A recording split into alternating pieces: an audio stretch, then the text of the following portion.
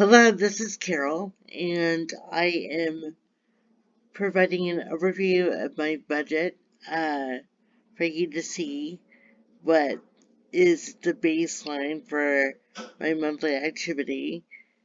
I'm going to see if you all can see this. I'm going to cross my fingers that it's working. But here you have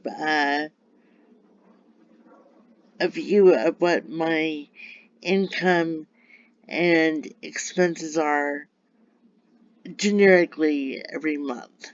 So I'm going to start over on the left-hand column to review my income sources. So um, I have it broken down by pay period um, in what I get after payroll deductions every other week.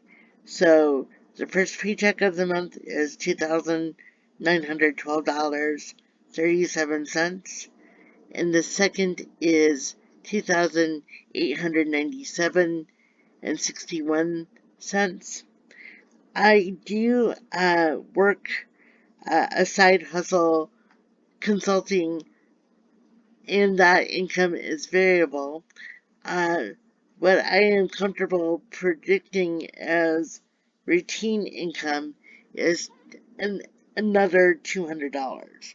So if we go down all the way, I hope I can do that. Alright, so at the bottom here, I have calculated that to mean total income is $6,009.98 as a baseline. So now I'm going to move over to the expense categories. And I have this broken down roughly. So my housing expenses, which is my mortgage, is $1,675.73. I have allocated $300 a month for food and pet supplies. I have a category here called care, which for me is what I pay for my caregiver. And that is $1,500 a month. Although, to be completely accurate, I do pay her every other week, so there are 2 months every year where this amount is higher.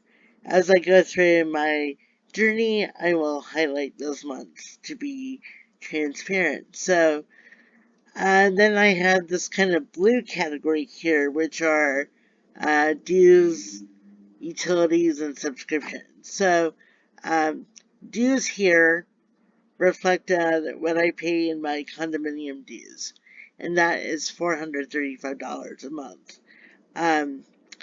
I have a set aside for electricity. In Seattle, the electric bill is every other month.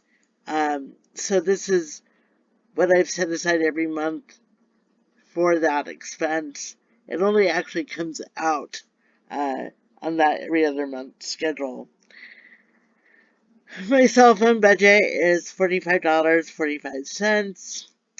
I have a prepaid plan, which works out fine for me. I don't have to wander very much outside, so I can use my internet for streaming on my phone when I need to. Um, I have listed 2 subscription services here, Netflix and Viki. Highly recommend Viki. This is where I watch a lot of Korean dramas, and I pay for it annually, but the monthly cost is about $10. So altogether, the subtotal for those items is about $657.53. For other things, I also count them as expenses, even though they are technically investments. So, I put aside $500 a month in a Roth IRA. Um, I have a Vanguard account right now, but I am not doing extra contributions to that right now because I am focusing on mortgage uh, pay down. And I do give myself $350 a month roughly for other expenses. So for like haircuts, um, other items that I think I need. Um, so right now I have those costs roughly around $5,000 a month. So this budget may look a little bit strange to some people, uh, in that you will note that I do not have a transportation line item here. I do not drive, I do not own a vehicle, and through my employer, I get a public bus pass at no cost to me. So that's why I don't have transportation listed here. In addition to that, you will see that internet and cable are not listed, and that is because my roommate takes care of that bill. So for the meantime, anyway, um, that is not something that I have to carry, but I believe that the value of that is about $160 a month.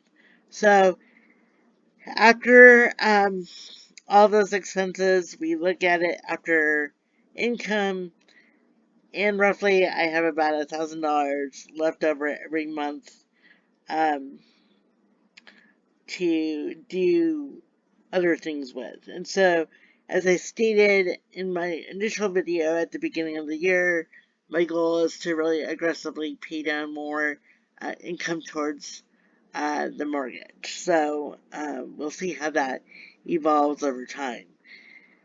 I don't know if it's something unusual to me, but I also wanted just to have an accounting of payroll deductions because I feel like it's important to recognize where all money is going. I do have a monthly healthcare premium. Um, I am a City of Seattle employee, so we have a pension that we contribute to every month. I am very excited that in 2023 I now have access to the FSA healthcare plan because I do tend to have a lot of medical expenses. Um, this is a $118 a month or per pay period expense that I set aside, and it's already paying value for me. So if we move down below, the next section is payroll taxes. This is kind of sad to look at, but it's part of life. The federal income tax, Social Security, and Medicare. The state of Washington also has its own taxes for state industrial insurance. Washington paid family medical leave and family leave, and these payroll taxes are about $846 every pay period. And then we transition to the very bottom where I just kind of collectively look at what I'm doing for retirement. Most financial advisors will suggest that people set aside 15% of their net income for retirement. Uh, Based on that 15%, I would be putting aside $901.50 every month.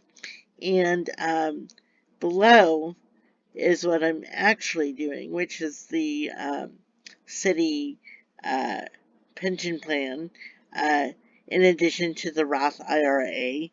And if we add those two things together, we can see that my actual retirement contribution is closer to 19%. So the $500 here um, does not reflect that at the beginning of the year. I did do a lump sum of $2,000. Um, so in actuality, it's probably over 20% that I'm contributing. So this has been kind of like just um, a map of what my income and expenses are. Um, what I am doing differently this year is I'm not just resting on this cost breakdown. I'm actually doing a monthly budget to decide where I want the extra money to go. I want to just really acknowledge that I'm in a good situation where I get to make decisions about that. So, um, I just want to make sure that I'm disciplined and that I'm using that money to my best advantage. So, hopefully, this was interesting for folks. It's interesting to me, and I guess that is what matters. So, thank you for taking this tour of my 2023 monthly household budget, and we'll be talking about monthly budgets soon. Talk to you later. Bye.